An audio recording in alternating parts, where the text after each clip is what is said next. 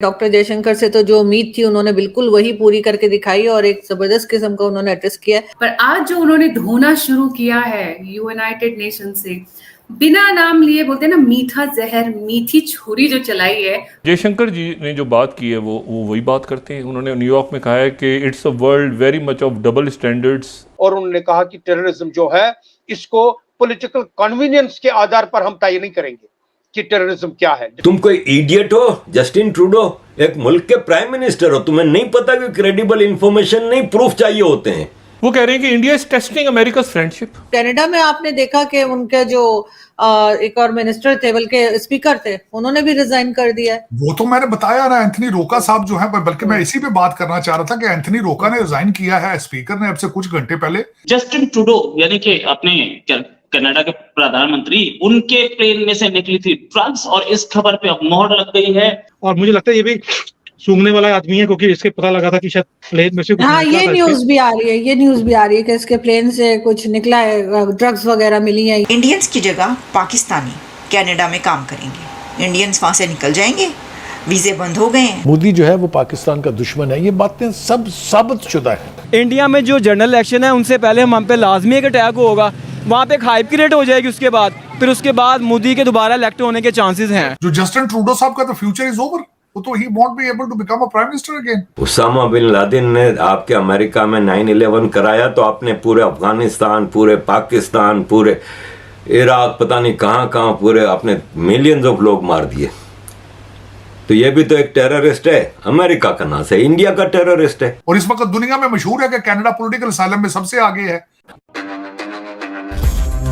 दोस्तों, जब G20 में कनाडा के prime minister Justin Trudeau Bharat आए थे, तब जस्टिन ट्रूडो की अच्छी खासी बेइज्जती हुई थी भारत में। और इसके साथ साथ हमें जस्टिन ट्रूडो की एक खास खबर मिली थी, और वो ये है कि जस्टिन ट्रूडो के प्ले में काफ़ी सारे ड्रग्स भी मिले थे, जिसे भारत सरकार ने जब्त कर लिया था। और कुछ ये भी कह रहे हैं कि जस्टिन ट्रूडो डिप्रेशन में जा रहे हैं, जिसके वजह से उन्होंने हमारे प्रेसिडेंट द्वारा स्टेट डिनर को भी अटेंड नहीं किया था। तो दोस्तों, अब भारत के एक वरिष्ठ डिप्लोमेट ने भी इस बात की पुष्टि की है कि जस्टिन ट्रूडो के प्लेन से भारत सरकार को काफ़ी सारे ड्रग्स मिले थे। और दोस्तों, इसके साथ साथ एक और बड़ी घटना हुई है कनाडा में, और वो ये है कि कनाडा के असेंबली के स्पीकर ने रिजाइन कर दी है अपनी पोस्ट से, क्योंकि दोस्तों कनाडा ने एक नाजी जर्मनी के वेटरन को अपने पार्लियामेंट में सद्भाव दिया था और स्टैंडिंग ओवेशन दिया था, जिसके बाद से दुनिया भर से और खुद कनाडा के लोग कनाडा की सरकार पर दबाव बना रहे हैं कि, और कह रहे हैं कि जस्टिन ट्रूडो और उनके स्पीकर को दोनों को ही इस्तीफा दे देनी चाहिए अपनी पोजीशन से। तो चलिए इसी पर आगे पाकिस्तानी मीडिया का रिएक्शन देखते हैं। लास्ट ईयर की बात है, नेदरलैंड की पुलिस ने इंग्लैंड की पुलिस को कहा कि ये फला पाकिस्तानी आदमी आपके मुल्क में रहता है, ये नेदरलैंड में रहने वाले एक पाकिस्तानी ब्लॉगर गोराया, अहमद वकास गोराया का कत्ल करने की सुपारी ली है। और हमने अहमद वकास गोराया को फैमिली के साथ उसके घर से हटा के एक सेफ हेवन में रख दिया है। आप ये देखो कि ये रोटरडम बार बार आ रहा है, और अब ये रोटरडम से वापस जा रहा है, क्योंकि इसको अहमद वकास गोराया मिला नहीं। पकड़ो इसको। ब्रिटिश पुलिस ने उस आदमी, पाकिस्तानी आदमी को पकड़ा। अब मैं सर्च करके वो पूरी नाम और ये वो मुझे सही से याद नहीं, पिछले साल की बात है, लेकिन मुझे स्टोरी पूरी याद है, क्योंकि उसमें हमें भी ब्रिटिश पुलिस ने सावधानी दी थी। जैसे अमेरिका में FBI खालिस्तानियों को सावधानी दे रही है ना, ऐसा हमें भी सावधानी दी थी कि ज़रा एहतियात रखो, ये वो 3 मिनट में हम आ जाएंगे, हमें इस नंबर पे कॉल करो, कहीं भी मसला हो, ये वो पूरी फैमिली को ब्रीफ कर दिया गया था। तो खैर, ब्रिटिश पुलिस ने उस आदमी को पकड़ा जब वो वापस आ रहा था हॉलैंड से। तो इसको वो ट्रेन से उतरा जब, तो उधर ही धर लिया इमिग्रेशन पे। इसका व्हाट्सएप चेक किया तो उसके व्हाट्सएप से पाकिस्तान से बाकायदा उसको 1 लाख पाउंड की सुपारी दी गई थी। 1 करोड़ रुपया इंडियन बनता है।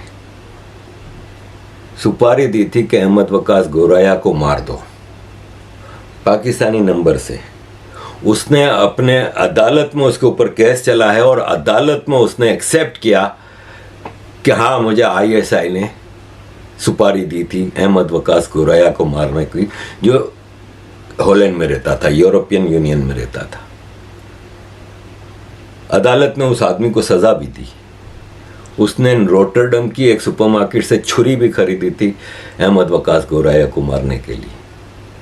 सवाल यह है कि हॉलैंड की या यूरोपियन यूनियन ने पाकिस्तानी गवर्नमेंट को क्यों जिम्मेदार नहीं ठहराया, जैसे इस वक्त कनाडा की गवर्नमेंट इंडिया को ठहरा रही है।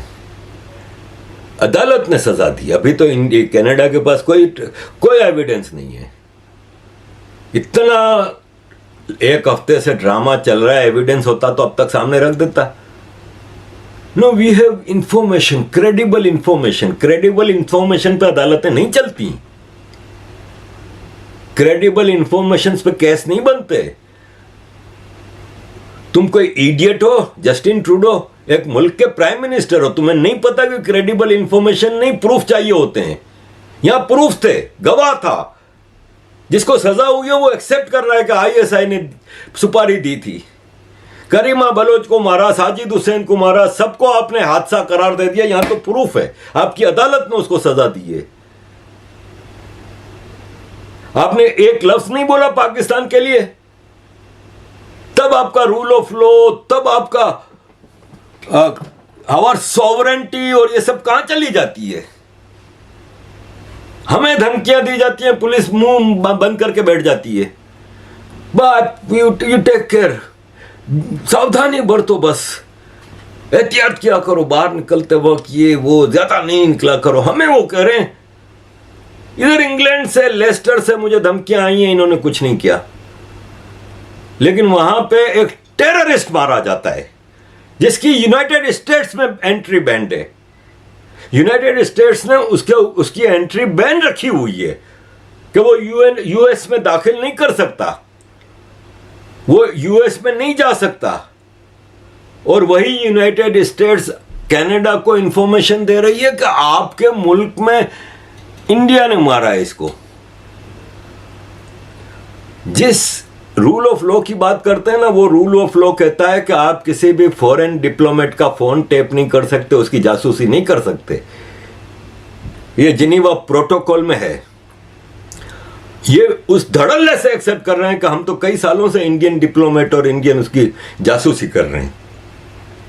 ये जिनीवा प्रोटोकॉल के खिलाफ है, तब इनको रूल ऑफ लॉ याद नहीं आता एक टेररिस्ट के मरने पे। कनाडा में आपने देखा कि उनके जो एक और मिनिस्टर थे, बल्कि स्पीकर थे, उन्होंने भी रिजाइन कर दिया है। वो तो मैंने बताया ना, एंथनी रोका साहब जो है, बल्कि मैं इसी पे बात करना चाह रहा था कि एंथनी रोका ने रिजाइन किया है स्पीकर ने अब से कुछ घंटे पहले, क्योंकि उन्होंने 18 साल का एक जो पारो स्लावो होंका यूगोस्लाविया का जो नाजी था, उसको बुला के जब उन्होंने उसको तालियां बजाई, इस्तकबाल किया, बाद में पता चला वो तो नाजी था।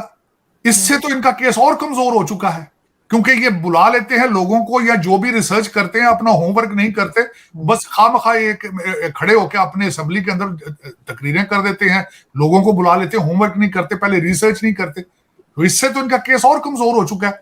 जो जस्टिन ट्रूडो साहब का तो फ्यूचर इज ओवर, वो तो he won't be able to become a prime minister again.